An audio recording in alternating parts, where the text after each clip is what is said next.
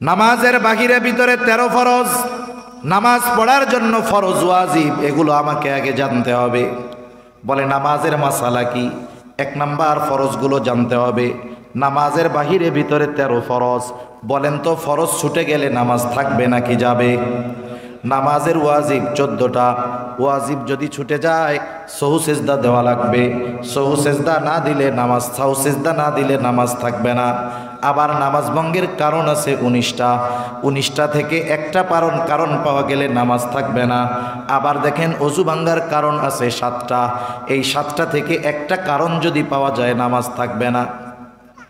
এখন একজন যদি নামাজের বাহিরে ভেতরের 13 ফরজ না জানে, অজ্ঞতার কারণে দেখা যাবে তার যে কোনো একটা ফরজ তার অজান্তে ছুটে গিয়েছে, বলেন তো সে যদি সাহু সিজদা দেয় কাজ হবে নাকি? তার নাম আলহামদুলিল্লাহিল্লাযী হাদানা লিল ইসলাম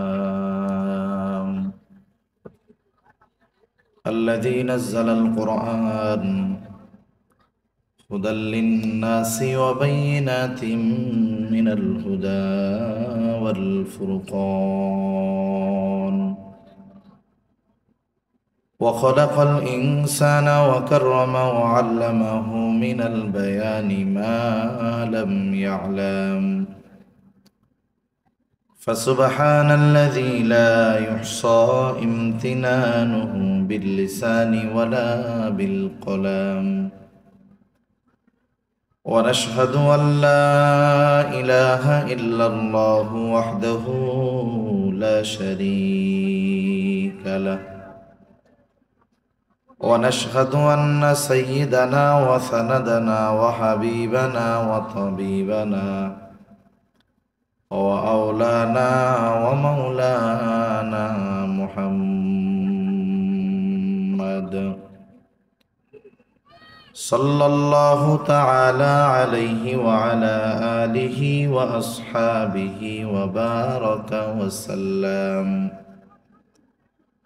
وبارك وسلم تسليما كثيرا كثيرا. أما بعد فأعوذ بالله من الشيطان الرجيم. بسم الله الرحمن الرحيم.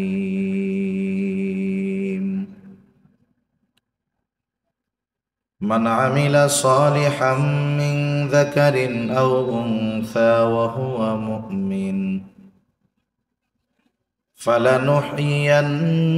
فلنحيينه حياة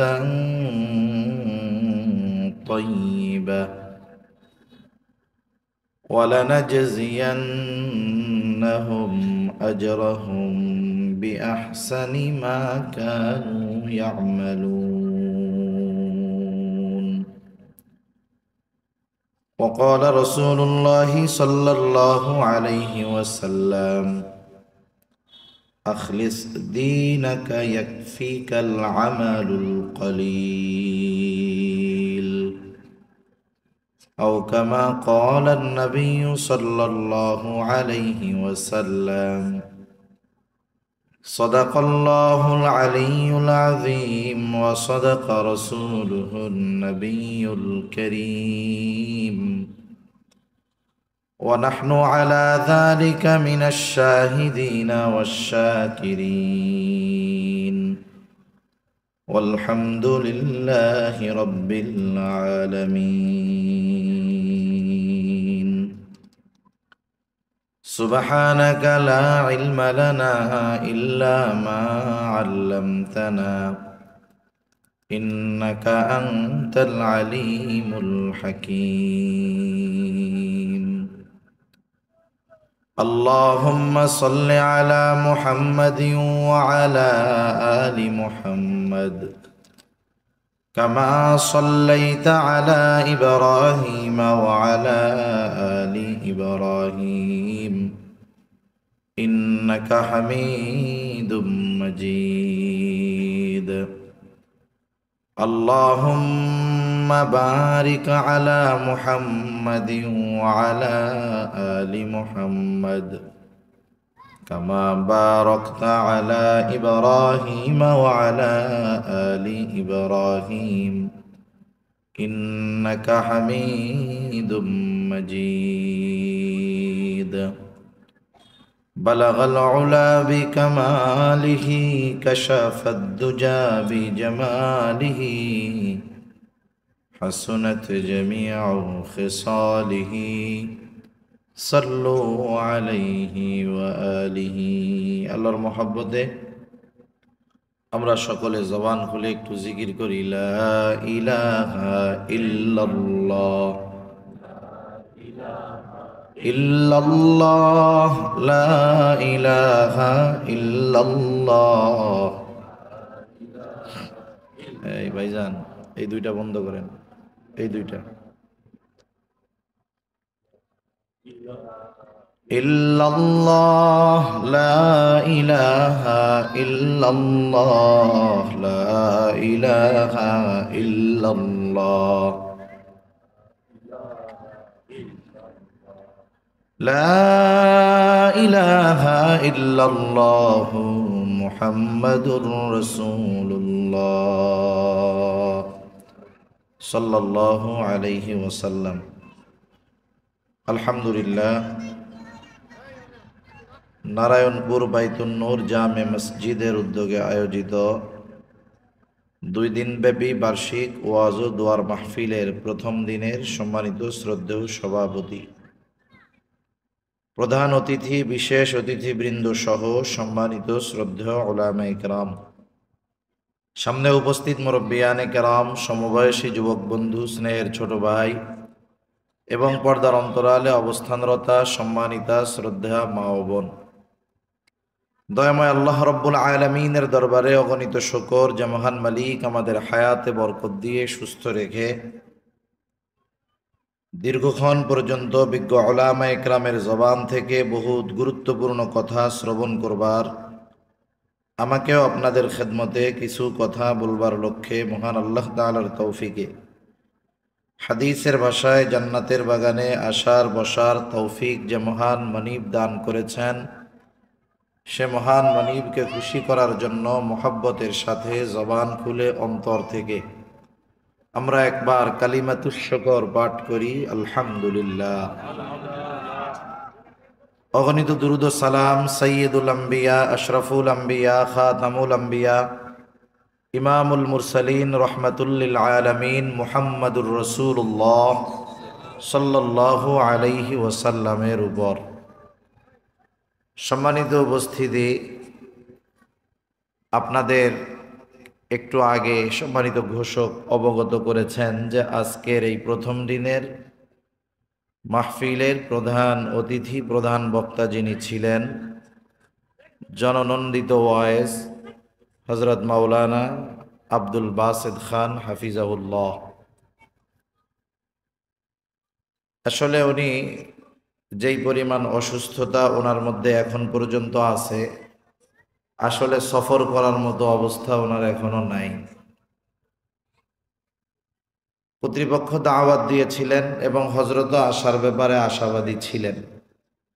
স্বাভাবিক, আপনারা জানেন একজনের যদি এমনি কেটে যায় এক ব্যাপার, কিন্তু যার কেটে যায় যদি ডায়াবেটিক্স থাকে আর এক ব্যাপার। আল্লাহর বান্দার পা গুলো কেটে গিয়েছিল, নখগুলো কেটে গিয়েছিল, কেটে একেবারে আলাদার মতোই হয়ে গেছে। প্রথমে আশা করা হয়েছিল যে হয়তো অপারেশনের মাধ্যমে আঙ্গুলগুলো থাকবে, কিন্তু ডায়াবেটিসের কারণে সেটা সম্ভব হয় নাই। সেখানে ইনফেকশন হয়েছে, অপারেশনের পরে একবার বেশ ইনফেকশন হয়েছে। এরপরে আবার শরীরের অন্য জায়গা থেকে চামড়া নিয়ে অপারেশন করা হয়েছে, আবার ওটাও 100% হয় নাই, 50%-এর মতো হয়েছে। অল্প কয়েকদিন আগে আবার অপারেশন করতে বাধ্য হয়েছে। এই যে একবার অপারেশন করে যদি ঠিক হয়ে যাইত, এই প্রোগ্রামে আসা ব্যাপার ছিল না, কিন্তু প্রথমবারের পরে আরো 2বার 3বার অপারেশন করা লাগছে। সেই জন্য আসলে হযরতের যে অসুস্থতা, আসার ইচ্ছা থাকলেও আসার মতো উপায় হযরতের ছিল না। আর একটা বিষয় হলো, ঢাকাতেও নাই, সিরাজগঞ্জ মাদ্রাসার মুহতামিম দীর্ঘদিন অনুপস্থিত থাকলে স্বাভাবিক প্রতিষ্ঠানের অনেক নিয়মতান্ত্রিকতা উল্টাপাল্টা হয়ে যায়। তা হযরত এও বলছে, যদি ঢাকা থাকতাম আমি কষ্ট করে হলেও এসে আপনাদের সাথে শুধু সালাম বিনিময় করে যাইতাম প্রয়োজনে। এখন বিপদ আপদ বলে আসে না, আসে নাকি? জোরে বলেন, বলে আসে বিপদ আপদ? বিপদ আপদ বলে আসে না। দেখেন না বেইলি রোডে কি হয়েছে, ভিসা রেডি, টিকিট রেডি, ইতালিতে যাবে, আনন্দে আসছে খাওয়া দাওয়া করতে, কত খুশি তাই না? ভিসা ইতালির হয় নাই, পরকালের হয়ে গেছে। এজন্য এ বিষয়গুলো আমরা সাধারণভাবে নেওয়ায় অভ্যস্ত হব।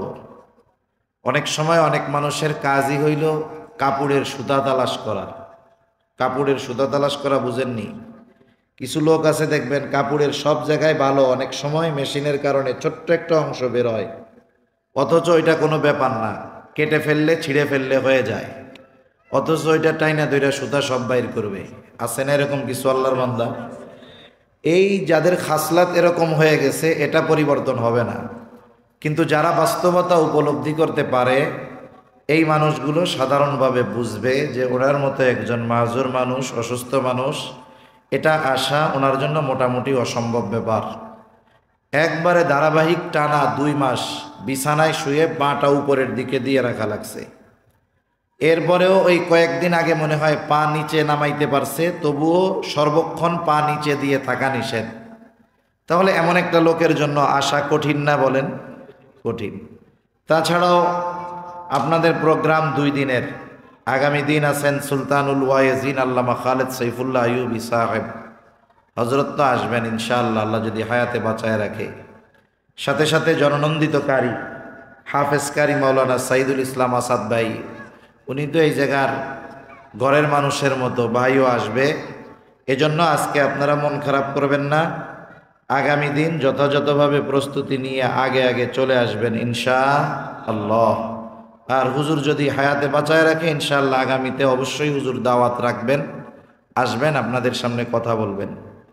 তা আমি আপনাদের খেদমতে পবিত্র কোরআনুল কারীমের সূরা নাহল থেকে 97 নম্বর আয়াত ও রাসূল আকরাম সাল্লাল্লাহু আলাইহি ওয়াসাল্লামের অগণিত হাদিস থেকে একটা হাদিস পাঠ করেছি। আল্লাহ তাআলার কাছে তৌফিক চাই, আল্লাহ তাআলা আমাকে কিছু কথা বলবার সুযোগ দান করেন, যে কথাগুলো আমাদের সবার দুনিয়া এবং আখিরাতের জন্য কল্যাণকর হয়। সকলে বলি আমিন। ভাই আওয়াজটা ভলিউম দেন, এই 2টা বন্ধ করলে আমার জন্য ওই 2টা আওয়াজ আসলে সুবিধা হইতো, এখান থেকে কানেকশন খুলে দিলেই হয়ে যেত। বুঝেন নাই? আওয়াজটা মাইকের মতো হালকা ছেড়ে রিভার্ব দিয়ে ছেড়ে দেন, এই 2টা বন্ধ করে দিলে আর কিছু লাগবে না। প্রথমেই ঠিক ছিল ইনশাআল্লাহ। সম্মানিত উপস্থিতি, আজকে শাবান মাসের কয় তারিখ আপনারা বলতে পারেন? শাবান মাসের 20 তারিখ। শাবান মাস চলে যাচ্ছে, শাবান মাস চলে যাচ্ছে, রমজান মাস আমাদের কাছে সমাগত হচ্ছে। যত দ্রুত সম্ভব আমাদের উচিত হলো রমজানের জন্য প্রস্তুতি গ্রহণ করা, রমজানের প্রস্তুতি নেওয়া। রাসূল আকরাম সাল্লাল্লাহু আলাইহি ওয়াসাল্লাম বলেন, আহসু হেলাল শাবান আলি রমাদান, তোমরা রমজানের প্রস্তুতির জন্য শাবানের চাঁদ গণনা করো। আজকে 21 তারিখ, কারণ সূর্যাস্তের সাথে সাথে একটা তারিখের শেষ হয়, নতুন আর এক তারিখের শুরু হয়। এই হিসাবে আজকে অলরেডি 21 তারিখ শুরু হয়ে গেছে। আমরা যথাযথভাবে প্রস্তুতি গ্রহণ করব। আল্লাহ সুবহানাহু ওয়া তাআলা আমাদেরকে যথাযথভাবে রমজানের প্রস্তুতি গ্রহণ করার তৌফিক দান করেন। সকলে বলি আমিন। এই রমজান মাস আসলে সাধারণত যারা অন্যান্য সময় নামাজ কালাম পড়ে না তারাও চেষ্টা করে নামাজ পড়ার।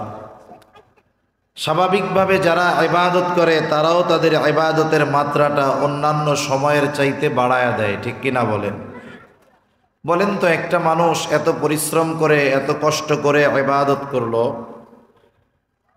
দুনিয়ায় তো তার ইবাদতের অবস্থা কি এটার বাস্তব অবস্থা সে হয়তো জানতে পারবে না, কিন্তু আখেরাতে সে যদি দেখে তার দুনিয়ার এত পরিশ্রমের ইবাদত এটা কোনো কাজেই আসে নাই, কবুলই হয় নাই, বলেন তো এটা তার জন্য আনন্দের হবে না কষ্টের হবে? এজন্য আমাদের উচিত ইবাদতগুলো যেভাবে করলে কবুল হয় ওইভাবেই করা। আমি যে আয়াতখানা আপনাদের খেদমতে তিলাওয়াত করেছি, উক্ত আয়াতের মধ্যে আল্লাহ সুবহানাহু ওয়া তাআলা শর্তের আলোকে নারী অথবা পুরুষের ইবাদতের দুই ধরনের প্রতিদানের কথা ঘোষণা করেছেন। কিছু শর্তের আলোকে দুই ধরনের পুরস্কারের কথা আল্লাহ তাআলা ঘোষণা করেছেন।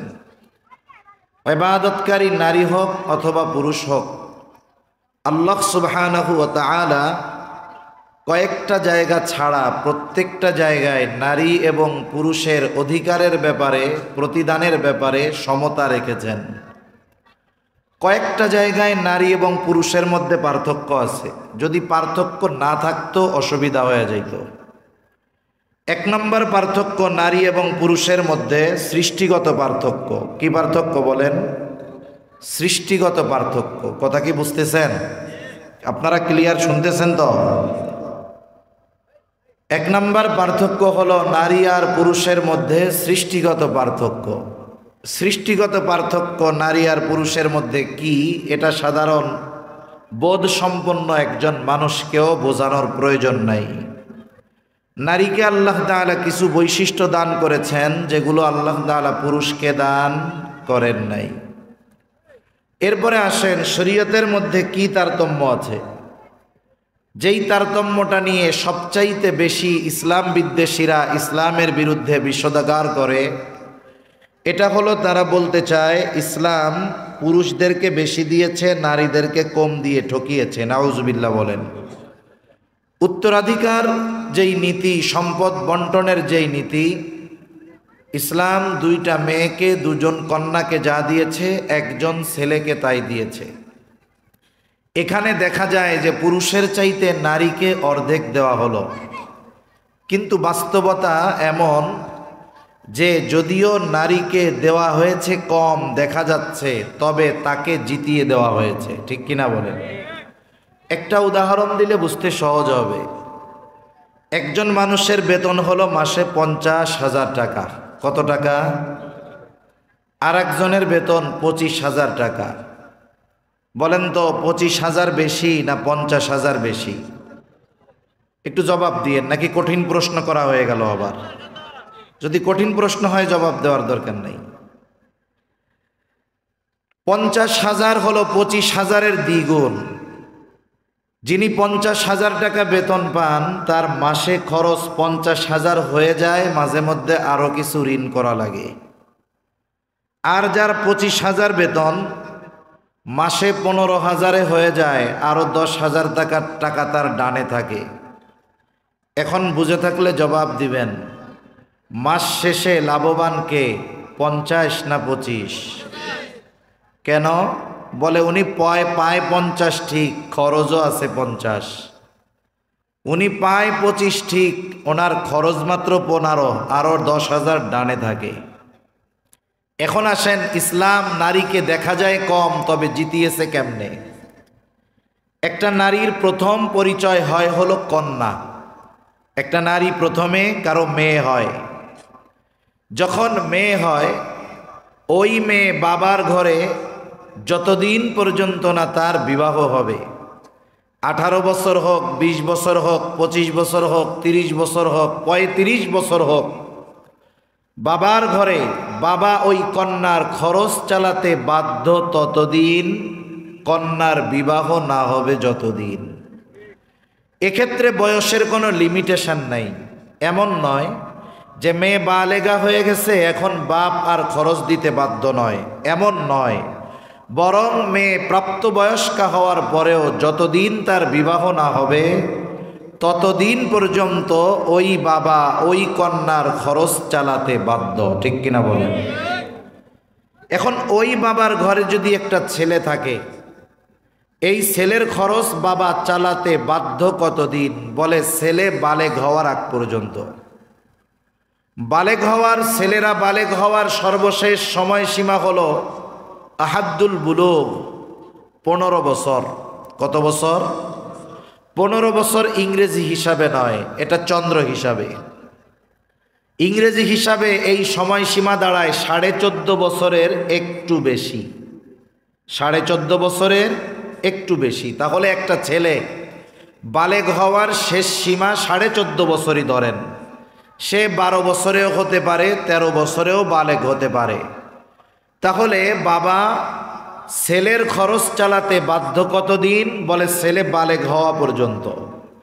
ছেলে বালেগ হয়ে যাওয়ার পরে বাবা যদি ছেলেকে বলে, আমি তোমার খাবার খাওয়াইতে আর পারবো না, আমার অ্যাবিলিটি নেই, তুমি আমাকে উপার্জন করে খাওয়াও। বালেগ হওয়ার পরে বাবা ছেলের লেখাপড়ার খরচ দিতে বাধ্য নয়। যদি বালেগ হওয়ার পরে কোনো বাবা তার ছেলের খরচ দেয়, এটা ছেলের প্রতি বাবার আলাদা অনুগ্রহ, ঠিক কিনা বলেন? অথচ এই ক্ষেত্রে মেয়ের অধিকার কি? বলে বয়স যত বেশি হোক, বিবাহ হওয়ার আগ পর্যন্ত ওই মেয়ের খরচ চালাতে বাবা বাধ্য। এখন আপনাদের আমি প্রথম প্রশ্ন করি, বলেন বাবার ঘরে ছেলে জিতলো না মেয়ে জিতলো? নিঃসন্দেহে মেয়ে জিতলো। এরপরে মেয়েটার বিবাহ হলো। বিবাহ হওয়ার সময় যখন ছেলেটা কবুল বলে, বলার আগে ওই মেয়ের খাদ্য, বস্ত্র, চিকিৎসা, বাসস্থান সহ A to Z সব খরচ বহন করার প্রতিশ্রুতি দিয়ে, উল্টা টাকা দিয়ে, মোহর দিয়ে এরপরে তাকে বিবাহ করতে হয়, ঠিক কিনা বলেন? এখন বলেন, বিবাহের সময় নারীর খরচ না পুরুষের খরচ? খরচের দিক দিয়া এই ক্ষেত্রেও নারী লাভবান। বিবাহের পরে স্বামী স্ত্রীর জন্য শুধু ব্যয় করবে, স্ত্রী স্বামীর জন্য ব্যয় করা লাগবে না। তাহলে বাবার ঘরেও মেয়ের খরচ নাই, স্বামীর ঘরেও মেয়ের খরচ নাই। এখন আল্লাহ তাআলা সন্তান দিয়েছে, সন্তান বড়, স্বামী মারা গেছে।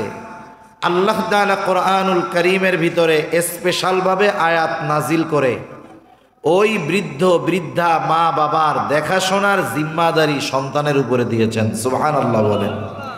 তাহলে এইবার স্বামী নাই, মেয়ে ওই মহিলার সব খরচ চালাবে তার সন্তান। এটা তার জন্য ইসলাম ওয়াজিব করে দিয়েছে, ফরজ করে দিয়েছে। তাহলে একটা মহিলা যখন মেয়ে থাকে, খরচ আছে? জোরে বলেন না, আছে? আস্তে কন কেন? বউর কামাই খান, মেয়ের খরচ আছে? যখন সে স্ত্রী, তার খরচ আছে? যখন সে মা, খরচ আছে? তাহলে বলেন তো, ইসলাম নারীকে যতটুকু দিল ততটুকুই আছে না নাই? আর পুরুষ তাকে দেওয়া হয়েছে দেখা যায় দ্বিগুণ, কিন্তু তার খরচ ছাড়া কোনো উপায় নাই। এখন বলেন, সামগ্রিক দৃষ্টিকোণ থেকে যদিও দেখা যায় ইসলাম নারীকে পরিমাণে কম দিয়েছে, কিন্তু বাস্তবে লাভবান পুরুষ না নারী? মনে রাখবেন, ইসলাম নারীকে জিতিয়েছে, লাভবান করেছে। আমার বিষয় সাবজেক্ট ওইটা না, আলোচনার পরিপ্রেক্ষিতে আসলো তাই শুধু বললাম। কিন্তু ইবাদতের ক্ষেত্রে ইসলাম এমনটা করে নাই যে নারী ইবাদত করলে সওয়াব কম, ওই ইবাদত যদি পুরুষ করে তাকে সওয়াব বেশি দেওয়া হবে। শরীয়ত এমন কোনো কিছু করে নাই, বরং ইবাদতের জন্য নারী এবং পুরুষের সওয়াব আল্লাহ তাআলা সমানভাবেই দান করবে। আল্লাহ তাআলা সেই কথাই বলেন, মান আমিলা সালিহাম মিন যাকারিন আও উনসা ওয়া হুয়া মুমিন ফালানুহিয়ান্নাহু হায়াতান তাইয়্যিবাহ ওয়ালানাজজিয়ান্নাহুম আজরাহুম বিআহসানি মা কানু ইয়ামালুন। আল্লাহ রাব্বুল আলামিন বলেন, যে আমলে সালেহ করে, হোক নারী অথবা পুরুষ, ওয়াহুয়া মুমিন, ঈমান অবস্থায়, তাহলে ঈমান অবস্থায় যে নারী অথবা পুরুষ আমলে সালেহ করে, নেক আমল করে, আল্লাহ তাআলা বলেন 2 ধরনের পুরস্কার তাকে দেওয়া হবে।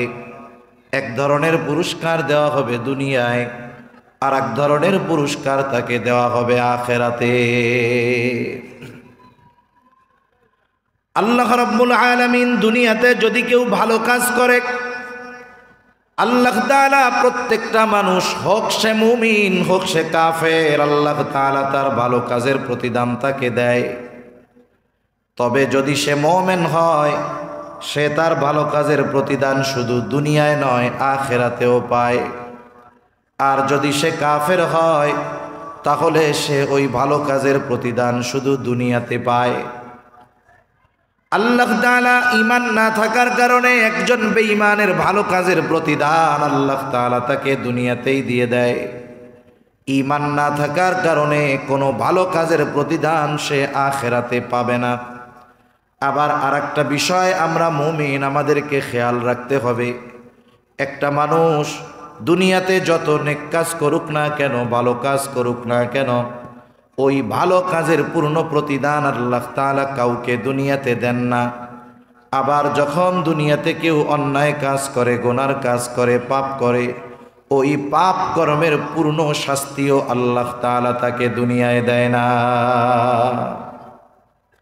অনেক সময় অনেকে এটা মনে করে যে আমি এত ভালো কাজ করি, আমারে দুনিয়ায় আল্লাহ কিছু দেয় না।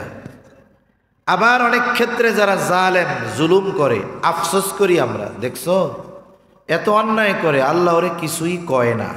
এরকম মানুষ ভাবে না যে এত জুলুম করে আল্লাহ কিছুই বলে না। আসলে বিষয়টা তো এমন নয়, বরং আল্লাহ তাআলা জালেমকে জুলুম করার সুযোগ দেন কেন? বলে ওর শাস্তি জানে বাড়ানো যায় এই জন্য।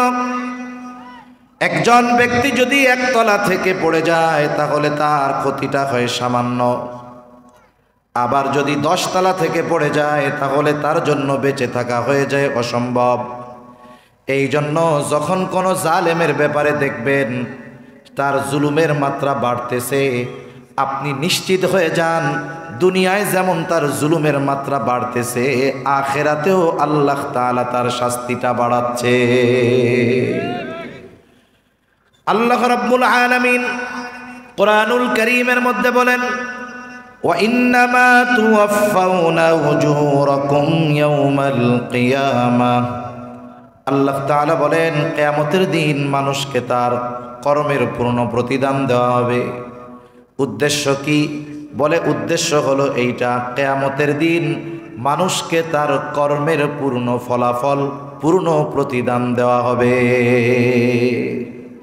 তাহলে দুনিয়াতে কেউ যদি ভালো কাজ করে, কিন্তু দুনিয়াতে সে যদি এই ভালো কাজের প্রতিদান না পায়, কিন্তু সে মুমিন, তাহলে হতাশ হবে না। কারণ হয়তো দুনিয়াতে আল্লাহ তাআলা তাকে একটু কম দিয়েছে, আখিরাতে আল্লাহ তাআলা বাড়ায় দিবে। ঠিক কিনা বলেন? ওই খারাপ কাজের ক্ষেত্রেও এরকম, পাপ কাজ করে কিন্তু দেখা যায় দুনিয়ায় কোনো শাস্তি দেয় না আল্লাহ তাআলা, তাহলে বুঝতে হবে আখিরাতে তার শাস্তির মাত্রা বেশি না কম? অনেক অনেক গুণ বেশি। তাহলে আসেন এবার মূল কথায় যাই। আল্লাহ তাআলা প্রথমে শর্ত দিলেন ওয়াহুয়া মুমিন। সে যদি নারী হোক আর পুরুষ হোক, যদি আমলে সালেহ করে আর সে মুমিন, তাহলে তাকে 2 ধরনের পুরস্কার দেওয়া হবে। এক ধরনের পুরস্কার দেওয়া হবে দুনিয়ায়, আর এক ধরনের পুরস্কার দেওয়া হবে আখিরাতে। এখন আসেন আগে আমরা জানি আল্লাহ তাআলা আমলে সালেহের কথা বলছেন। একটা মানুষের আমলে সালেহ হওয়ার জন্য 1 নাম্বার কম্পালসারি শর্ত হলো ঈমান। ঈমানের ব্যাপারে আমার ভাই অনেক গুরুত্বপূর্ণ কথা বলেছেন, সেজন্য আমি না বললেও হবে, এটা কম্পালসারি শর্ত ঈমান। ঈমান যদি কারো না থাকে তাহলে সৎকর্মের দ্বারা দুনিয়া আখিরাত উভয় জাহানে শান্তি বা প্রতিদান পাওয়া যায় না। ঈমান থাকার কারণেই 2 জাহানে এই আমলের প্রতিদান পাওয়া যায়।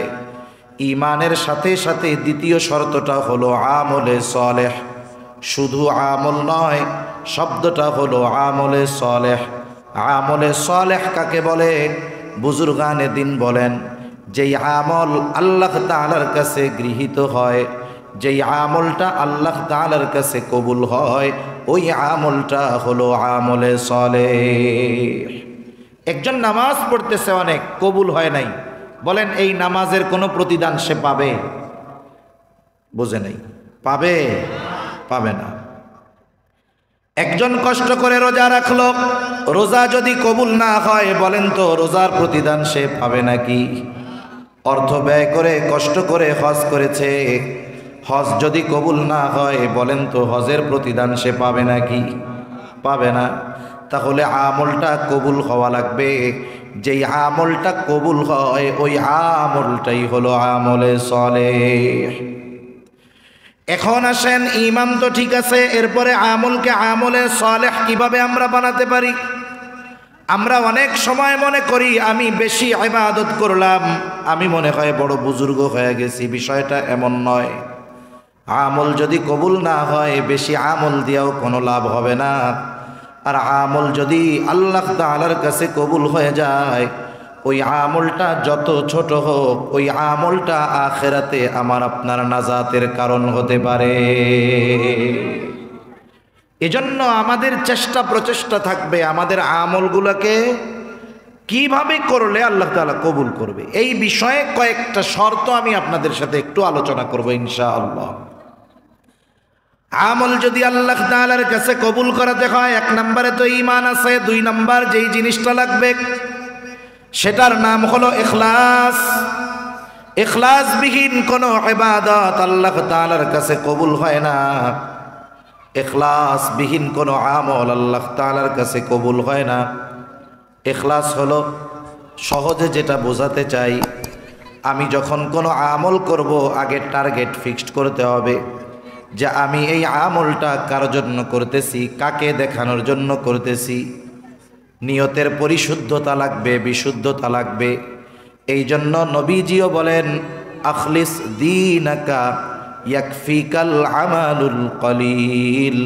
নবীজি বলেন তোমার ঈমান খাঁটি করো, তোমার নিয়ত পরিশুদ্ধ করো, অল্প আমল নাজাতের জন্য যথেষ্ট হয়ে যাবে।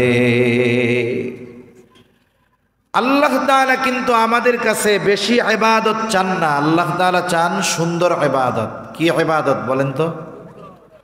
আল্লাহ তাআলা কোরআনুল কারীমের সূরাতুল মুলক, এই সূরার মধ্যে আল্লাহ রাব্বুল আলামিন বলেন আল্লাযী খালাকাল মাউতা ওয়াল হায়াতা লিয়াবলুয়াকুম আইয়ুকুম আহসানু আমালা।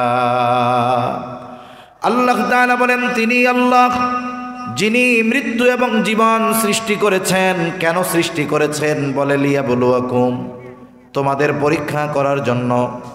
যদি আল্লাহ তাআলার কাছে প্রশ্ন করি আল্লাহ পরীক্ষাটা কি পরীক্ষা, আল্লাহ তাআলা বলেন আইয়ুকুম আহসানু আমালা, পরীক্ষা হলো তোমাদের মধ্যে কার আমল কত সুন্দর। তাহলে আল্লাহ তাআলা আমাদের কাছে বেশি ইবাদত নয় বরং সুন্দর ইবাদত চায়। কি ইবাদত চায় বলেন? সুন্দর ইবাদত। এখন সুন্দর কাকে বলে? সৌন্দর্যের সংজ্ঞা আমাদের কাছে একরকম, আল্লাহ তাআলার কাছে সৌন্দর্যের সংজ্ঞা আর একরকম। সুন্দর আমরা কাকে বলি? যেটা দেখার পরে আমাদের চোখ তৃপ্ত হয়, অন্তর তৃপ্ত হয়, এটাকে সুন্দর বলি। যেমন কত সুন্দর ডেকোরেশন, লাইটিং, সব সুন্দর লাগতেছে, যেই আসতেছে বলতেছে খুব সুন্দরভাবে সাজানো হয়েছে। তাহলে আমরা সুন্দর বলি কাকে? চোখ দিয়ে দেখার পরে যেটা আমাদের অন্তরকে তৃপ্ত করে এটাকে আমরা বলি সুন্দর। কিন্তু আল্লাহ তাআলার কাছে সৌন্দর্যটা চোখের সাথে সম্পৃক্ত নয়, আল্লাহ তাআলার কাছে সৌন্দর্য সম্পৃক্ত হলো অন্তরের সাথে। এজন্য নবীজি সাল্লাল্লাহু আলাইহি ওয়াসাল্লাম বলেন ইন্নাল্লাহা লা ইয়ানজুরু ইলা সুওয়ারিকুম ওয়ালাকিন ইয়ানজুরু ইলা কুলুবিকুম ওয়া আমালিকুম। নবীজি সাল্লাল্লাহু আলাইহি ওয়াসাল্লাম বলেন নিশ্চয়ই আল্লাহ তাআলা কারো সূরত দেখেন না, আল্লাহ তাআলা দেখেন না কে কত সুন্দর, আল্লাহ তাআলা দেখেন না কে কোন বংশের। কি দেখে? বলে ওয়ালাকিন ইয়ানজুরু ইলা কুলুবিকুম, আল্লাহ তাআলা দেখেন কার অন্তর কেমন, কার হৃদয়টা কেমন। সেজন্য নিয়ত, ইখলাস এগুলোর সম্পৃক্ততা চোখের সাথে নয়। কিসের সাথে বলেন? হৃদয়ের সাথে। একজন সুন্দর মতো আপনাদের মসজিদে আসছে, বড় একজন আলেম, মনে করেন আমি হুজুরি আসছি, সব মানুষ বসে আছে, আমি গিয়া নামাজে দাঁড়াইছি, মানুষ আমার দিকে তাকায় আছে, আমিও দেখতেছি যে মানুষ আমার দিকে তাকানো। আমার মনের মধ্যে চিন্তা আসলো, সবাই আমার দিকে তাকায় আছে, আমি নামাজটা একটু সুন্দরভাবে পড়ি। এই জন্য যথারীতি ধীর স্থিরতার সাথে আমি কেরাত পড়লাম, রুকু করলাম, রুকু হতে দাঁড়াইলাম, সুন্দর মতো ধীর স্থিরতার সাথে সেজদা করলাম। এইভাবে 2 রাকাত নামাজ পড়লাম। এত ধীর স্থিরতার সাথে কেন পড়লাম? বলে আমার নামাজ মানুষে দেখতেছে। নামাজ শেষ, মানুষেরাও বলা বলি করতেছে, দেখো হুজুর কত সুন্দর কইরা 2 রাকাত নামাজ পড়লো। বলেন তো, আমি যেই নিয়তে যেই টার্গেট কইরা নামাজটা পড়লাম, মুসল্লিরা সব যদি ওই নামাজটাকে সুন্দরও বলে, যার জন্য মূলত নামাজ পড়ার দরকার ছিল, সেই মালিকের কাছে ওই ইবাদত সুন্দর হয়েছে নাকি? কেন হয় নাই? বলে আমি মালিককে দেখানোর জন্য করি নাই, আমি মানুষকে দেখানোর জন্য করছি। আর মানুষকে দেখানোর যায় বাহিরেরটা, ভেতরেরটা না। আর আল্লাহ দেখেন কোনটা? ভেতরেরটা। এজন্য প্রসিদ্ধ হাদিস আবু হুরায়রা রাদিয়াল্লাহু তাআলা আনহু থেকে বর্ণিত, আল্লাহ রাসূল সাল্লাল্লাহু আলাইহি ওয়াসাল্লাম বলেন, কিয়ামতের দিন সর্বপ্রথম 3 শ্রেণীর মানুষকে আল্লাহ তাআলা হিসাবের জন্য ডাকবে। 1 নাম্বার, আল্লাহ তাআলা একজন শহীদকে ডাকবে।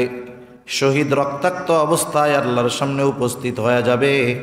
আল্লাহ তাআলা জিজ্ঞাসা করবে, এই অবস্থা কেন তোমার? লোকটা বলবে, আল্লাহ, আপনার দিন আপনার জমিনে প্রতিষ্ঠা করার জন্য কাফেরদের বিরুদ্ধে লড়াই করে জীবন দিয়ে দিয়েছি। আল্লাহ তাআলা বলবেন, লড়াই করেছ বুঝলাম, জীবন দিয়েছ বুঝলাম, মূল উদ্দেশ্য কি ছিল? লোকটা বলবে, আল্লাহ, আমি আপনার সন্তুষ্টির জন্য লড়াই করেছি, যুদ্ধ করেছি, জিহাদ করেছি। আল্লাহ তাআলা বলবেন, না বান্দা, তুমি মিথ্যা বলতেছ। আমি আল্লাহ তোমার অন্তরের খবর জানি। তুমি জিহাদ করেছো যাতে করে দুনিয়ার মানুষ তোমার বীরত্বের প্রশংসা করে, দুনিয়ার মানুষ তোমাকে বীর বলে, বাহাদুর বলে। বান্দা, তুমি যে উদ্দেশ্য জিহাদ করেছো, দুনিয়ায় তুমি তা পেয়ে গেছো, কারণ দুনিয়ার মানুষ তোমাকে বীর বলেছে, বাহাদুর বলেছে। সুতরাং আজকে আমি আল্লাহর তরফ থেকে তোমার জন্য কিছু নাই, তুমি চলে যাও, তোমার ঠিকানা হলো চিরস্থায়ী জাহান্নাম। আল্লাহ তাআলা দ্বিতীয়তে একজন দানবীরকে ডাকবে। আল্লাহ তাআলা জিজ্ঞাসা করবে, তুমি কেন দান সাদকা করেছো? লোকটা বলবে, আল্লাহ, আমি আপনার সন্তুষ্টির জন্য দান করেছি। আল্লাহ তাআলা বলবে, না বান্দা, তুমি মিথ্যা বলতেছ। আমি আল্লাহ তোমার অন্তরের খবর জানি। তুমি দান করেছো যাতে করে দুনিয়ার মানুষ তোমাকে দানবীর বলে, দুনিয়ার মানুষ তোমার দানের প্রশংসা করে। তুমি যে উদ্দেশ্যে দান করেছো, দুনিয়ায় তুমি তা পেয়ে গেছো। দুনিয়ার মানুষ তোমাকে দানবীর বলেছে, দুনিয়ার মানুষ তোমার দানের প্রশংসা করেছে। সুতরাং আজকে আমি আল্লাহর তরফ থেকে তোমার জন্য কিছু নাই, তুমি চলে যাও, তোমার ঠিকানা হলো চিরস্থায়ী জাহান্নাম। এ দুনিয়াতে মানুষ, এমনও ঘটনা আছে, মাদ্রাসায় টাকা দিছে। কোথায় টাকা দিছে? মাদ্রাসায়। দান সাদকা তো আল্লাহর জন্য করবে। টাকা দেওয়ার সময় হুজুরে বলছে, হুজুর, এই দানটা আমি দিলাম, সবার সামনে মাইকে আমার নামটা কইয়া দিয়েন আর দোয়া করেন আমার জন্য। এখন যে কোনো কারণে ওনার নাম মানুষের সামনে বলতে মনে নাই। মানুষের সামনে নাম না বললে আল্লাহ কি দান কবুল করে না মনে হয়? এরকম কিছু নাকি? বলে নাই, ফলাফল কি? পরে এসে কয় টাকাটা ফেরত দেন। কেন? বলে শর্ত ছিল মানুষের সামনে বলবেন, ঘোষণা দেন নাই কেন, টাকা ফেরত দেন। এই গত বছর না তার আগের বছর দেখলাম এক জায়গায় একজন মেম্বার ইলেকশন করছে। এক এলাকায় সে মসজিদে কিছু ফ্যান দান করছে, মেম্বারি ইলেকশনে ঠকে গেছে। আর জানতে পারছে ওই এলাকার লোকজন তারে ভোট দেয় নাই, আইসা ফ্যানগুলো খুলে নিয়ে চলে গেছে। এ দুনিয়ায় যে কত রঙের দানবীর আছে, আল্লাহ তাআলা এই ধরনের দানবীর থেকে হেফাজত করুক। আল্লাহ তাআলা তৃতীয়তে একজন কারি সাহেবকে ডাকবেন, আলেমকে ডাকবেন। আল্লাহ তাআলা জিজ্ঞাসা করবে, গোলাম, তুমি কেন কোরআন শিখেছো, কেন ইলম অর্জন করেছো? লোকটা বলবে, আল্লাহ, আমি আপনার সন্তুষ্টির জন্য কোরআন শিখেছি, আপনার সন্তুষ্টির জন্য ইলম অর্জন করেছি। আল্লাহ তাআলা বলবে, না বান্দা, তুমি মিথ্যা বলতেছ। তুমি কোরআন শিখেছো যাতে করে দুনিয়ার মানুষ তোমাকে কারি বলে, দুনিয়ার মানুষ যেন তোমার তিলাওয়াতের প্রশংসা করে, দুনিয়ার মানুষ তোমাকে আলেম বলে, হাফেজ বলে, মুফতি বলে, মুহাদ্দিস বলে, শাইখুল হাদিস বলে, তোমার ইলমের প্রশংসা করে। যে উদ্দেশ্যে তুমি ইলম অর্জন করেছো, কোরআন শিখেছো, দুনিয়ায় তুমি তা পেয়ে গেছো। সুতরাং আজকে আমি আল্লাহর তরফ থেকে তোমার জন্য কিছু নাই, তুমি চলে যাও, তোমার ঠিকানা হলো চিরস্থায়ী জাহান্নাম। যে কথাটা আমি বোঝানোর জন্য বললাম হাদিসটা, যে একজন মানুষ জীবন দিয়ে দিয়েছে, একজন কষ্ট উপার্জিত সম্পদ দান সদকা করেছে, একজন ডালের পানি খেয়ে, পোকাওয়ালা ভাত খেয়ে ইলম শিখেছে, কোরআন শিখেছে, অথচ এই ত্যাগ, এই অর্জন, এই করা আল্লাহর উদ্দেশ্যে হয় নাই, আল্লাহর সন্তুষ্টির জন্য হয় নাই। এই বড় কাজগুলো আল্লাহর সন্তুষ্টির জন্য না হওয়ার কারণে এই বড় কাজের কোনো দাম আল্লাহ তাআলার কাছে নাই, বরং এগুলো বাতিল, তার জন্য শাস্তি হবে। কেন বলেন তো? ইবাদতের একমাত্র হকদার কে? একটু জোরে বলেন না, কে? আল্লাহ হলেন ইবাদতের একমাত্র হকদার। এখন ওই ইবাদত আমি যদি মানুষের জন্য করি, তাহলে কার হক নষ্ট হবে? জোরে বলেন, কার হক? আল্লাহর হক নষ্ট হবে।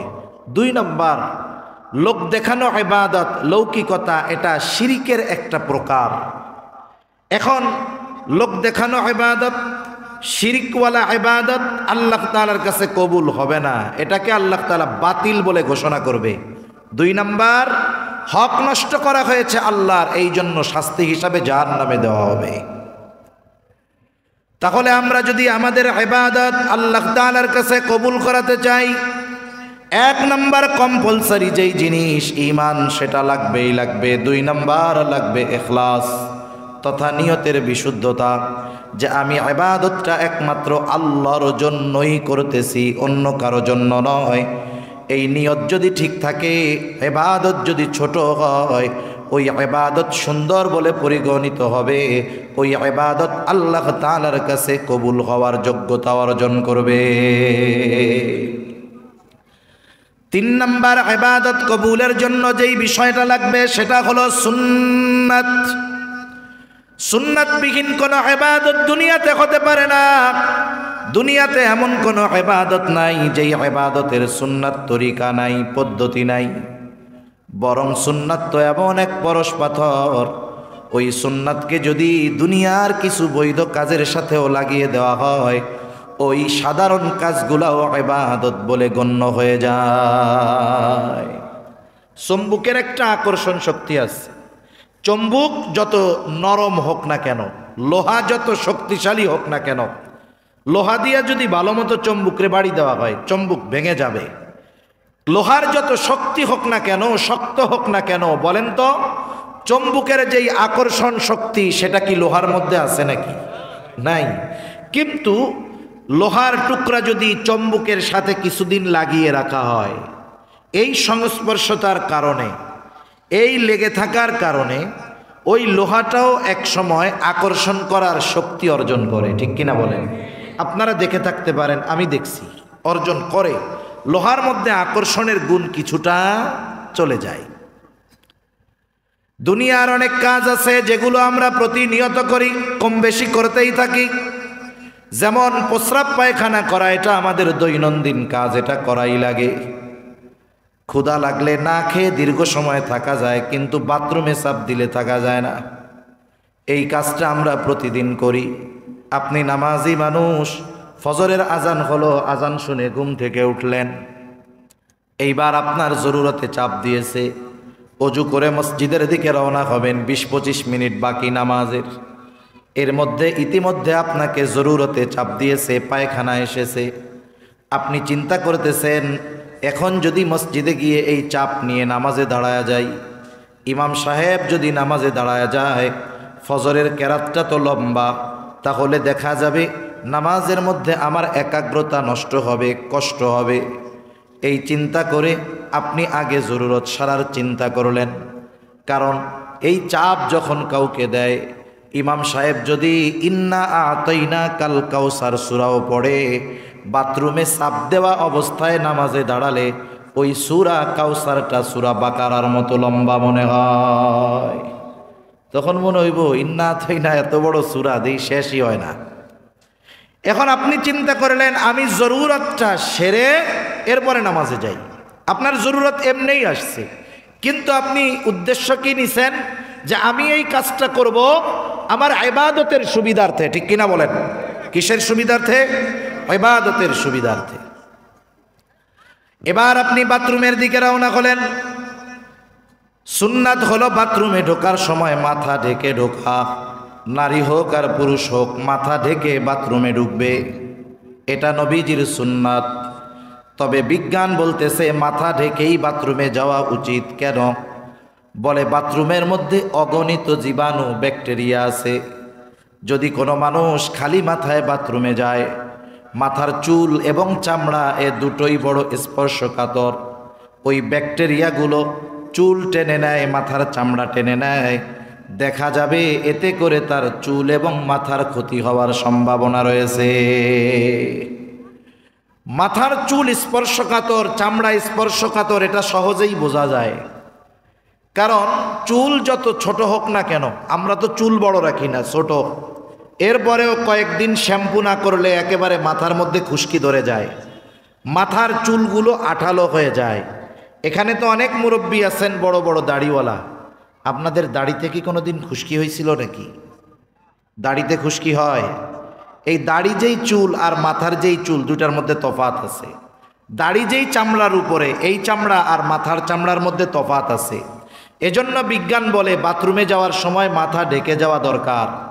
এতে মাথা, চুল এবং চামড়া সুরক্ষায় থাকবে, এটা বিজ্ঞান বলতেছে আজকে। আর মুহাম্মাদুর রাসূলুল্লাহ ১৫০০ বছর আগে বলে দিয়েছেন যে তোমরা মাথা ঢেকে বাথরুমে যাবা। সুবহানাল্লাহ বলেন। এখনকার জামানা তো আধুনিক। কে বলে? সে তত বড় আধুনিক যার ঘরের মধ্যে বাথরুম বেশি আছে। মনে করেন একজন 5 রুমের ফ্ল্যাট করছে, 5টা রুমের সাথে যদি 5টা অ্যাডজাস্ট বাথরুম থাকে, বলে আপনি খুব ভালো কাজ করছেন, খুব আধুনিক কাজ করছেন, আপনার ঘরের মধ্যে পায়খানা বেশি। তাহলে এখনকার আধুনিকতা আমাদের কি দিয়েছে? বলে ওই বাঁশবাগানের বাথরুমটাকে ঘরের মধ্যে আইনা দিছে। এই হলো এই জামানার আধুনিকতা। আমরা এই বাথরুমের মধ্যে যাওয়া আসা করা লাগে প্রয়োজনে। একটা বিষয় সতর্কতার জন্য বলা, যে বাথরুমের মধ্যে আমরা অনেক সময় ব্রাশ রাখি, মেসওয়াক রাখি, অনেকে গিয়ে এটাকে ভালো মতো পরিষ্কার করি না, পেস্ট লাগিয়ে মাজা শুরু করে দেই। এই বাথরুমে ব্যাকটেরিয়া থাকে, এটা আপনার ওই ব্রাশেও লাগতে পারে, ওখান থেকে আপনার পেটে যেতে পারে, পেটের পীড়া হতে পারে। এজন্য মেসওয়াক, ব্রাশ এগুলো বাথরুমের বাহিরে রাখাই উচিত। তাহলে সে মাথা ঢেকে বাথরুমের উদ্দেশ্যে রওনা হবে। এরপরে বাথরুমে ঢোকার আগে দোয়া পড়বে। অনেকে বোঝে না, আগে বাথরুমের মধ্যে ঢোকে এরপরে দোয়া পড়ে।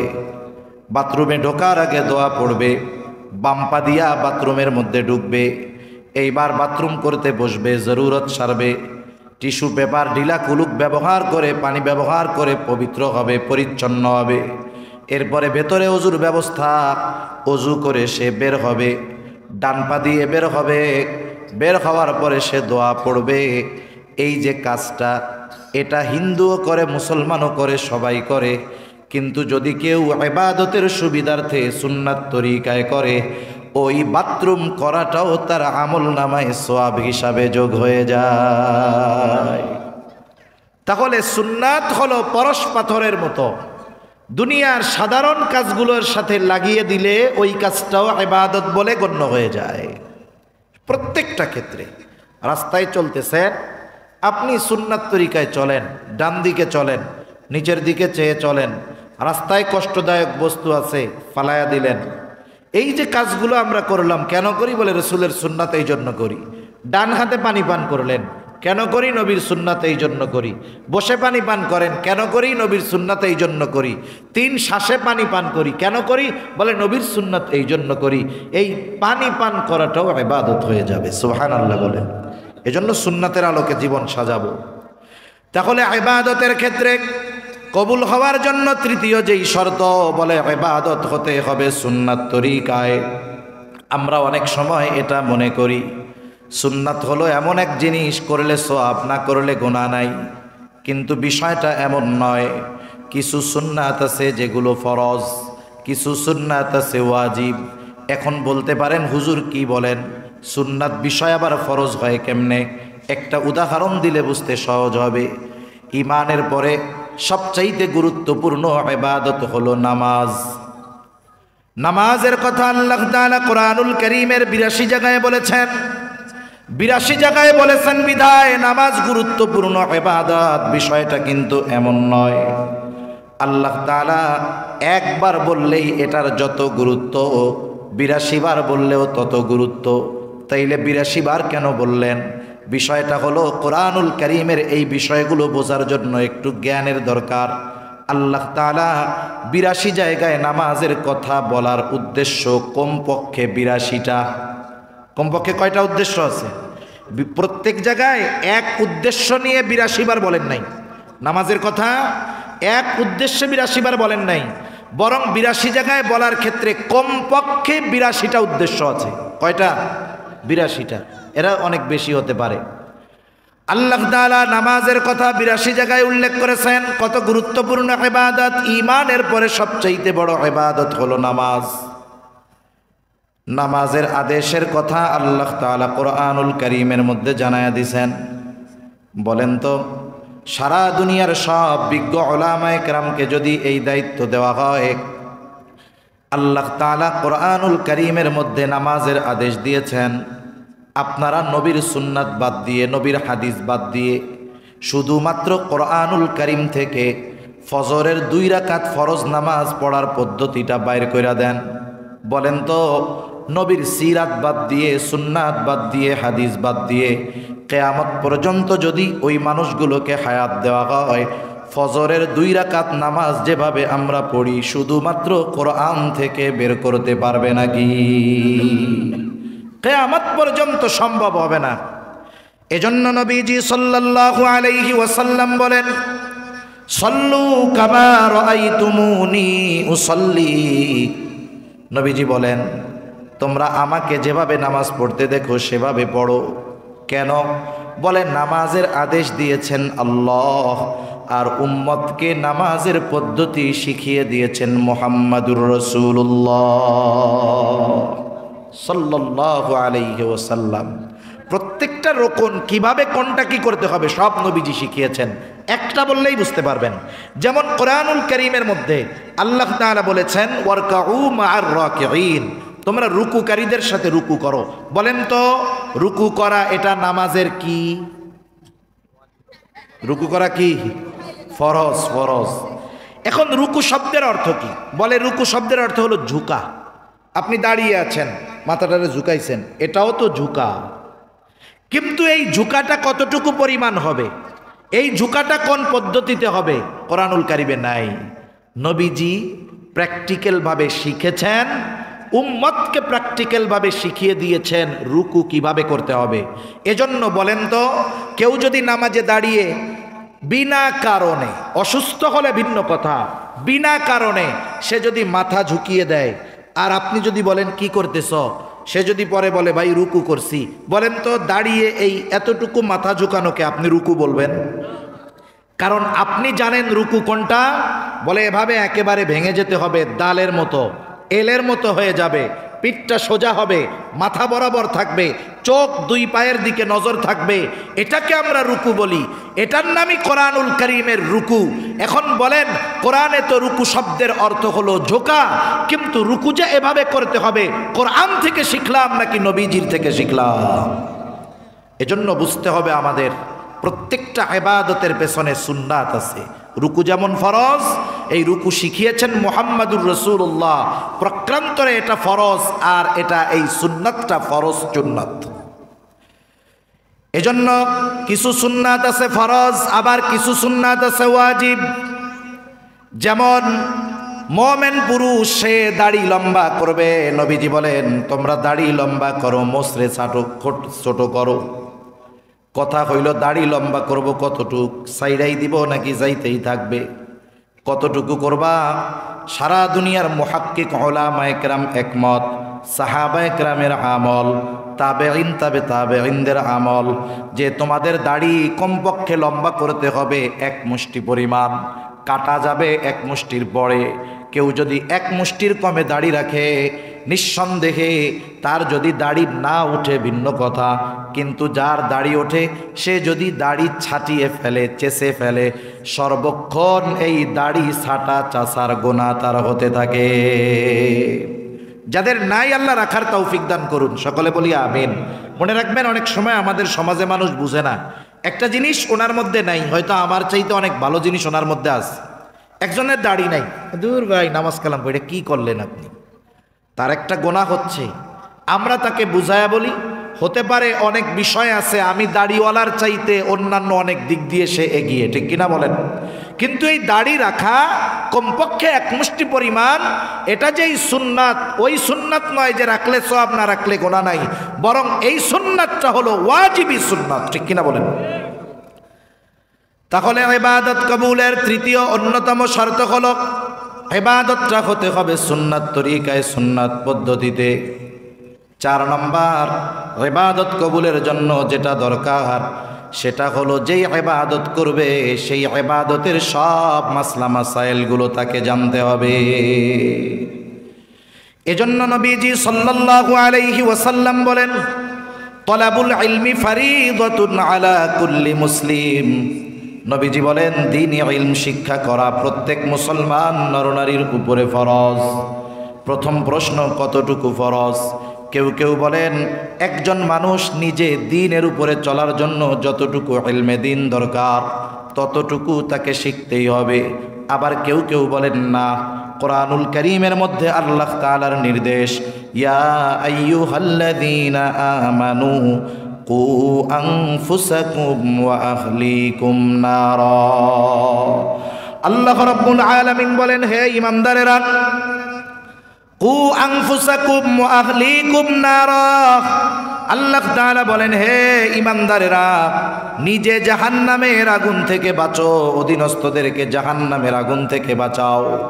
একটু খেয়াল দিয়ে কথাগুলো শুনবো, বেশি সময় আমি আপনাদের কষ্ট দিব না। তাহলে আল্লাহ তাআলা বলেন, হে ঈমানদারেরা, নিজে জাহান্নামের আগুন থেকে বাঁচো। যদি প্রশ্ন করি কেমনে বাঁচবো, কেমনে বাঁচবা?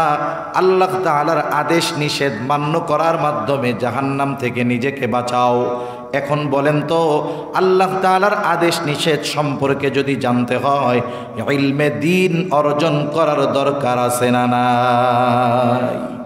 যে ইলম অর্জন করেছে সেই জানে কোনটা আল্লাহ করতে বলেছেন, কোনটা আল্লাহ তাআলা ছাড়তে বলেছেন। ইলম ছাড়া এগুলো জানা যায় না। তাহলে নিজে জাহান্নাম থেকে বাঁচার জন্য ইলমে দ্বীন জরুরি। আবার আল্লাহ তাআলা বলেছেন, অধীনস্থদেরকেও জাহান্নামের আগুন থেকে বাঁচাও। আরে জাহান্নাম থেকে একজন মানুষ তো আর একজনরে বাঁচাইতে পারে না। তাহলে কথাটা কি? বলে অধীনস্থদেরকে শরীয়তের হুকুম মোতাবেক পরিচালিত করার মাধ্যমে জাহান্নাম থেকে বাঁচানোর চেষ্টা করো। এখন বলেন, নিজে শরীয়তের উপরে চলতে যদি ইলমে দ্বীন দরকার হয়, অধীনস্থদেরকে শরীয়তের উপরে চালানোর জন্য ইলমে দ্বীন দরকার আছে না নাই? এখন নিজেরা একটু চিন্তা করবেন যে আমি দ্বীনের উপরে চলার জন্য, আমার অধীনস্থদেরকে দ্বীনের উপরে চালানোর জন্য যতটুকু ইলমে দ্বীন দরকার এতটুকু আমি শিক্ষা করেছি কিনা। যদি সেই পরিমাণ শেখা থাকে তাহলে তো আলহামদুলিল্লাহ, আর যদি না শেখা থাকে তাহলে যথাদ্রুত সম্ভব এগুলো শেখার দরকার আছে না নাই? দেখেন, নামাজ পড়ি আমরা, নামাজ পড়া কি বলেন তো? আপনাদের কষ্ট হইতেছে? কষ্ট তো আমার হইতেছে। এগুলো দিয়ে কেরাত সঙ্গীত বলা যায়, ওয়াজের জন্য মাইক বেটার। তাহলে নামাজ এটা আমাদের জন্য কি বলেন? ফরজ। কি জোরে বলেন, কি ফরজ? নামাজের বাহিরে ভিতরে 13 ফরজ। নামাজ পড়ার জন্য ফরজ ওয়াজিব, এগুলো আমাকে আগে জানতে হবে। বলে নামাজের মাসালা কি? 1 নাম্বার, ফরজগুলো জানতে হবে। নামাজের বাহিরে ভিতরে 13 ফরজ। বলেন তো, ফরজ ছুটে গেলে নামাজ থাকবে নাকি যাবে? নামাজের ওয়াজিব 14টা, ওয়াজিব যদি ছুটে যায় সহু সেজদা দেওয়া লাগবে, সহু সেজদা না দিলে নামাজ, সাহু সেজদা না দিলে নামাজ থাকবে না। আবার নামাজ ভঙ্গের কারণ আছে 19টা থেকে একটা কারণ পাওয়া গেলে নামাজ থাকবে না। আবার দেখেন অজু ভাঙ্গার কারণ আছে 7টা, এই 7টা থেকে একটা কারণ যদি পাওয়া যায় নামাজ থাকবে না। এখন একজন যদি নামাজের বাহিরে ভেতরের 13 ফরজ না জানে, অজ্ঞতার কারণে দেখা যাবে তার যে কোনো একটা ফরজ তার অজান্তে ছুটে গিয়েছে, বলেন তো সে যদি সাহু সেজদা দেয় কাজ হবে নাকি? তার নামাজই তো শেষ। এখন কারো ওয়াজিব ছুটে গিয়েছে, ওয়াজিব 14টা তার জানাও নাই, সাহু সেজদাও দেয় নাই, নামাজ শেষ। যদি জানা থাকতো ওয়াজিব এইটা তাহলে সাহু সেজদা দিত, নামাজ হয়ে যেত। আবার অজু ভাঙ্গার কারণগুলো তার জানা নাই, যদি এর কারণ একটা পাওয়া যায় নামাজ তার শেষ। নামাজ ভঙ্গের 19 কারণ যদি একটা পাওয়া যায় নামাজ তার শেষ। চিন্তা কইরা দেখেন, খোঁজ নিয়া দেখবেন সমাজে অনেক 5 ওয়াক্তের মুসল্লি আছে, এই কয়েকটা বিষয়ও তার জানা নাই। খোঁজ নিয়া দেখেন নাই। এখন জানা নাই বিধায় আমাদের বসে থাকলে হবে না, জানার দরকার আছে না নাই? এজন্য ইলমে দ্বীন জরুরি। আমাকে আপনাকে জানতে হবে। একজন মানুষ 2জন নামাজ পড়তেছে একসাথে, একজন নামাজ শেষ করছে, আর একজন সাহু সিজদা দিয়েছে, এরপরে যথারীতি নিয়মে নামাজ শেষ করছে। পাশের জনকে জিজ্ঞাসা করতেছে, ভাই আপনি সাহু সিজদা কেন দিলেন? বলে কারণ আছে। ভাই কেন দিছেন? নামাজের মধ্যে একটু বাতাস বের হয়ে গেছিল, এই জন্য সাহু সিজদা দিছি। এখন বলেন তো, যদি বাতাস বা বায়ু বের হয়ে যায়, সাহু সিজদা 2টা। আল্লাহ তাআলা কোরআনুল কারীমের মধ্যে হালাল উপার্জনের জন্য উদ্বুদ্ধ করেছেন। আল্লাহ তাআলা কোরআনুল কারীমের মধ্যে বলেন, ফাইযা কুদিয়াতিস সালাতু ফান্তাশিরু ফিল আরদ ওয়াবতাগু মিন ফাদলিল্লাহ। আল্লাহ রাব্বুল আলামিন বলেন, নামাজ শেষ করার পরে কি করবা? বলে ফান্তাশিরু ফিল আরদ, তোমরা জমিনের মধ্যে ছড়ায়া পড়ো। ছড়ায়া পড়বা, কি করবা? বলে ওয়াবতাগু মিন ফাদলিল্লাহ, আল্লাহর অনুগ্রহ সমূহ থেকে অনুগ্রহ অন্বেষণ করো। এখানে হালাল রিজিক অন্বেষণের ব্যাপারে উদ্বুদ্ধ করা হয়েছে। ওই রিজিক অন্বেষণ করতে বলা হয়েছে যার মধ্যে আল্লাহ তাআলার অনুগ্রহ আছে। বুঝে থাকলে একটু কষ্ট কইরা একটু জবাব দেন, বলেন তো আল্লাহ তাআলার অনুগ্রহ হালালের মধ্যে নাকি হারামের মধ্যে? নিঃসন্দেহে হালালের মধ্যে। এই জন্য নবীজি আর এক হাদিসের মধ্যে বলেন, কাসবুল হালালি ফারিদাতুম বাদাল ফারিদা। নবীজি বলেন, ফরজ ইবাদতের পরে অন্যতম ফরজ ইবাদত হলো হালাল উপার্জন করা। এই জন্য বুজুর্গানে দিন বলেন, কোনো ব্যক্তি যদি ফরজ ইবাদত সমূহ যথাযথভাবে করে, এরপরে হালাল উপার্জনের নিয়তে হালাল কর্ম করে, কর্মটাও হালাল, উপার্জনটাও হালাল, ওই ব্যক্তির এই কর্মটা, এই রিজিক অন্বেষণ করার কাজটাও তার আমল নামায় ইবাদত বলে যোগ হয়ে যায়। তাহলে কর্ম হালাল হতে হবে, বিনিময়টাও কি হতে হবে? হালাল হতে হবে। অনেকে রেস্টুরেন্টে কাজ করে, সে যা বেতনে ঢুকে ওটাই পায়, এক্সট্রা যা পায় এটা তার জন্য বৈধ। কিন্তু রেস্টুরেন্টে তার কাজ কি? মাঝে মধ্যে মদের বোতল পরিবেশন করতে হয়, মদ দিতে হয়। অথচ নবীজি বলেন 10 শ্রেণীর মানুষের জন্য, মদ সম্পৃক্ত 10 শ্রেণীর মানুষের জন্য মানুষের উপর আল্লাহর লাআনাত। এর মধ্যে এক শ্রেণীর হলো মদ পরিবেশনকারী। দেখেন, সে কিন্তু ঘুষ খায় না, সে পরিশ্রম করে নিচ্ছে, কিন্তু সে যে কাজটা করতেছে, কাজটা কি বলেন? হারাম কাজ। এজন্য কর্মটাও হালাল হতে হবে, উপার্জনটাও হালাল হতে হবে। অনেক সময় কর্ম হালাল হয়, উপার্জন হারাম হয়ে যায় অনেক সময়। এই জন্য এই বিষয়গুলো আমরা খেয়াল রাখবো। আর হালাল উপার্জনকারী, হালাল কর্ম এটা যত ছোট হোক, এই ব্যক্তির হালাল কর্মকে, হালাল উপার্জনকারীকে তার ওই ছোট কর্মের কারণে কখনো তিরস্কার করব না। তাহলে 1 নাম্বার উপার্জনটা হালাল, 2 নাম্বার খাবারটাও হতে হবে হালাল। আফসোসের বিষয়, আমাদের সমাজের মানুষ, রোজার মাস আসতেছে, কতজন হালাল খাবারের জন্য টেনশন, কিন্তু হালাল উপার্জনের জন্য চিন্তা নাই। ঘুষ খায়, ওইটা নিজের জন্য আরো বৈধ মনে করে খায়। অবস্থাটা কি? একজন ঘুষখোর পকেটে 20,000 টাকা নিয়া সে চলে গেছে গোশতের দোকানে, গরুর গোশতের দোকানে গেছে, গিয়া দেখে বড় গরু জবাই হয়েছে। লোকটা খুব সতর্ক সচেতন মানুষ, কসাইয়ের কাছে গিয়া জিজ্ঞাসা করতেছে, বেটা এত বড় গরু জবাই দিছো, গরু জবাই দেওয়ার সময় কি বিসমিল্লাহ কইছিলা কেন? বলে হালাল প্রাণী যদি ইচ্ছা করে আল্লাহর নাম বাদ দিয়ে জবাই দেওয়া হয়, ওই হালাল প্রাণীর গোশতটা আর হালাল থাকে না।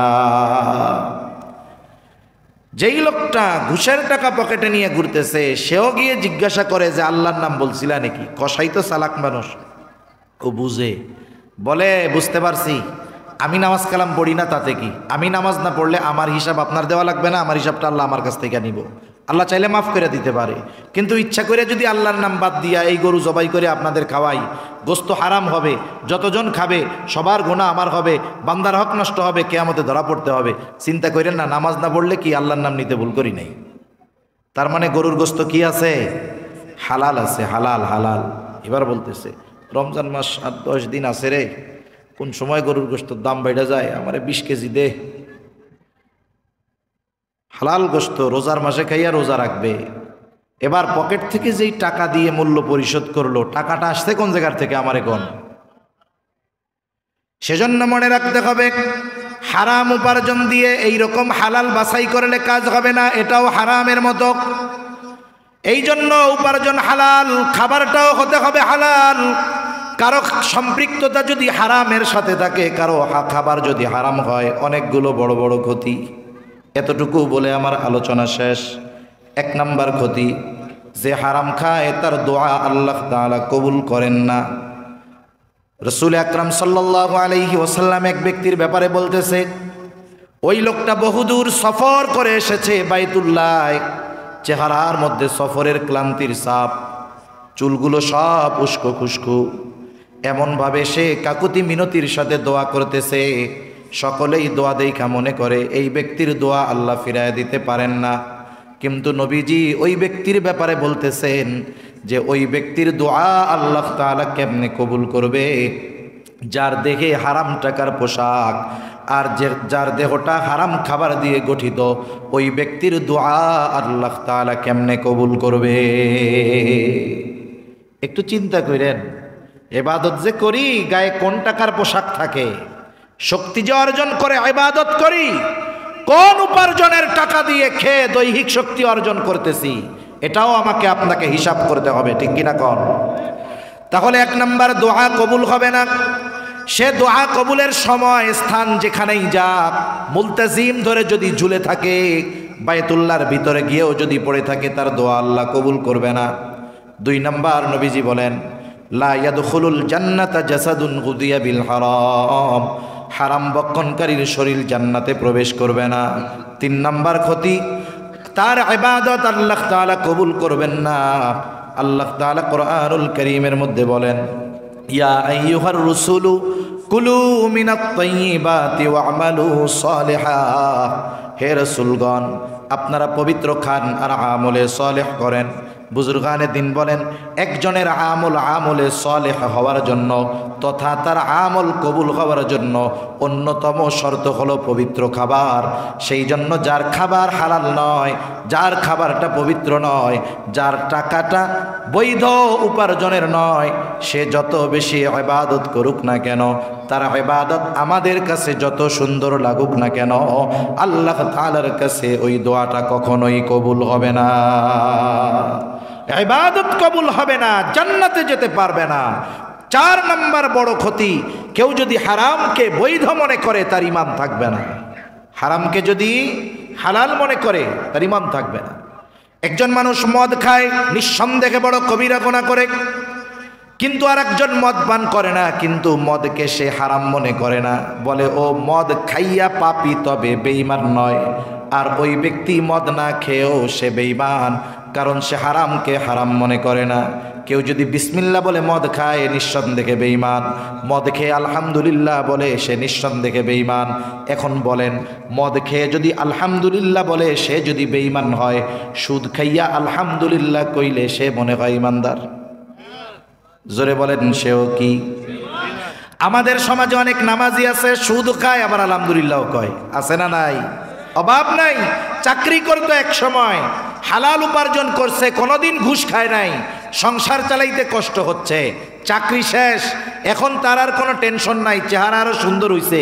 ইমাম সাহেব জিজ্ঞাসা করে কথার কথা যে এক সময় তো চাকরি করতেন, টেনশনের শেষ ছিল না, খালি দোয়া চাইতেন, এখন তো উল্টা আমারও আপনার কাছে দোয়া চাইতে মন চাইতেছে। আগে সংসার ঠিকমতো চলতো না, চাকরি ছিল, এখন চাকরি নাই, কেমনে চলে? কয় হুজুর আরও ভালো চলে। কেমনে চলে?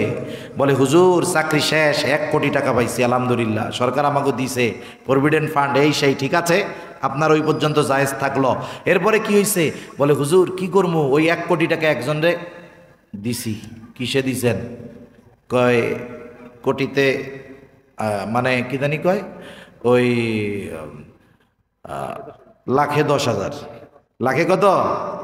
10,000, অথবা 10 লাখে 1,000, এরকম যেমনে অক্ষে দিছে। মনে করেন মাসে আমি 1 লক্ষ টাকা পাই, একজনের কাছে রাখছি, আমারে বিনিময়ে কত দেয়? মাসে লাখ টাকা দেয়। ব্যাংকে রাখছি ফিক্সড ডিপোজিট করে, মাসে 1 লক্ষ টাকা করে পাই। হুজুর আলহামদুলিল্লাহ খুব ভালো চলতেছে, হুজুর দোয়া করেন আল্লাহ যেন আগামী বছর হজ করার তৌফিক দেয়।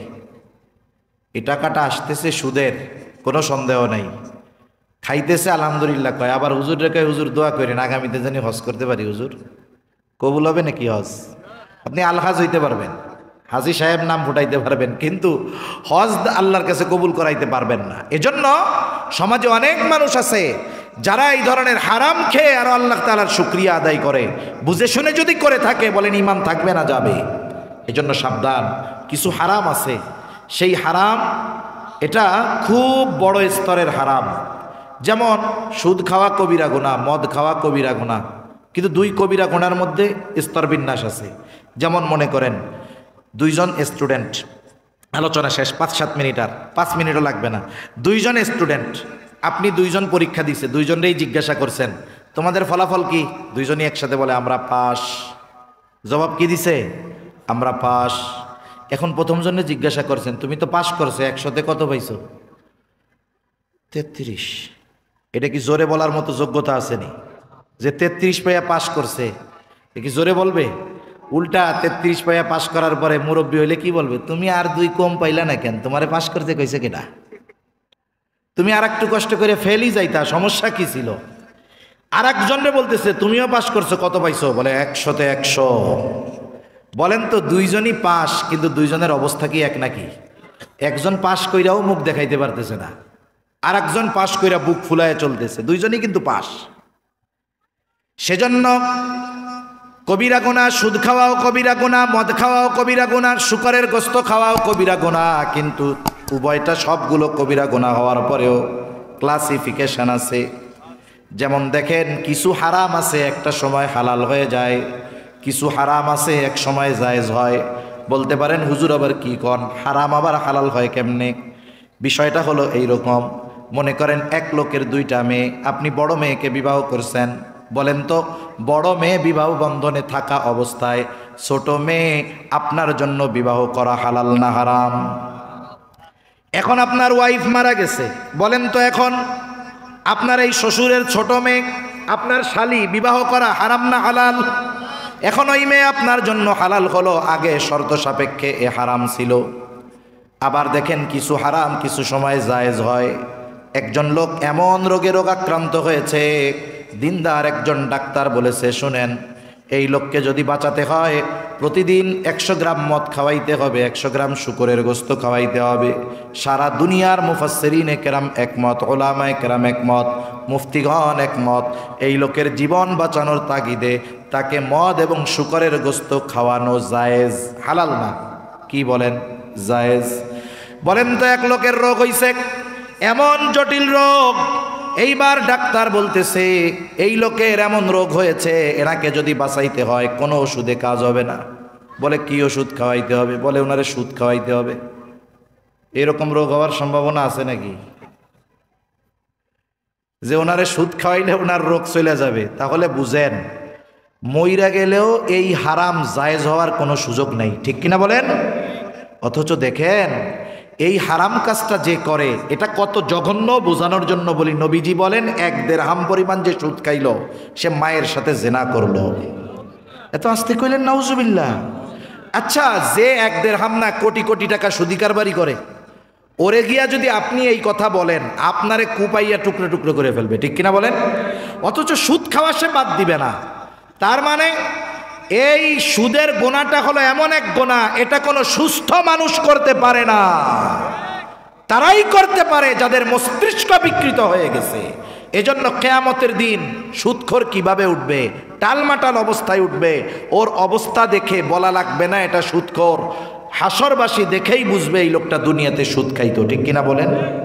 এই জন্য সম্মানিত উপস্থিতি, ইবাদত কবুলের অন্যতম পঞ্চম শর্ত যে আমাদের খাবারটা হালাল হতে হবে।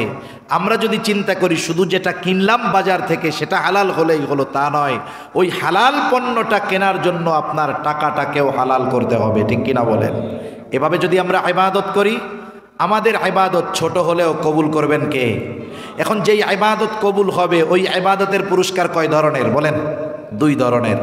আল্লাহ তাআলা আয়াতের শেষে বলেন, ফালানুহিয়ান্নাহু হায়াতান তাইয়্যিবা।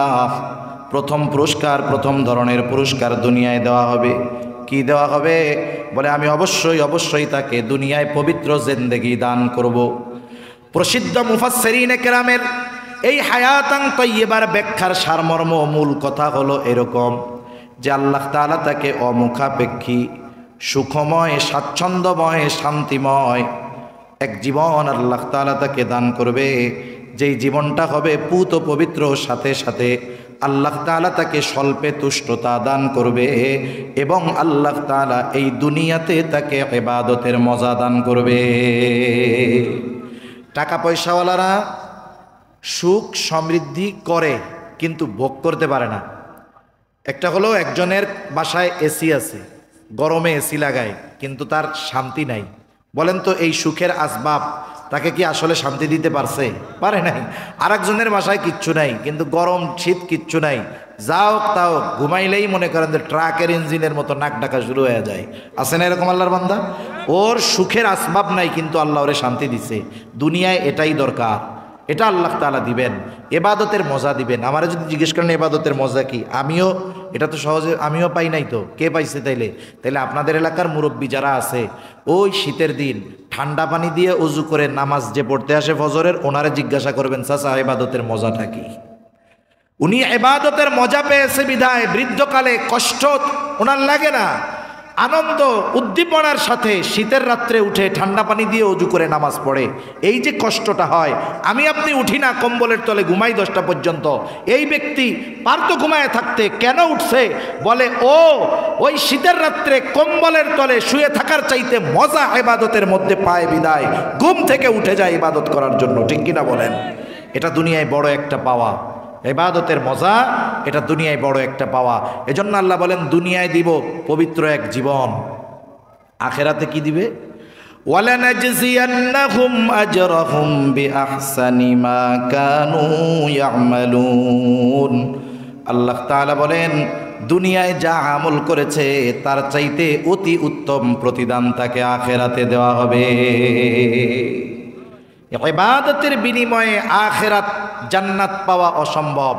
এজন্য আল্লাহ তাআলা আমাদেরকে আমাদের ইবাদতের তুলনায় কল্পনাতীত প্রতিদান আখিরাতে দিবে। সেজন্য সম্মানিত উপস্থিতি, আমাদের এই হায়াতটা অতি সামান্য, অতি অল্প।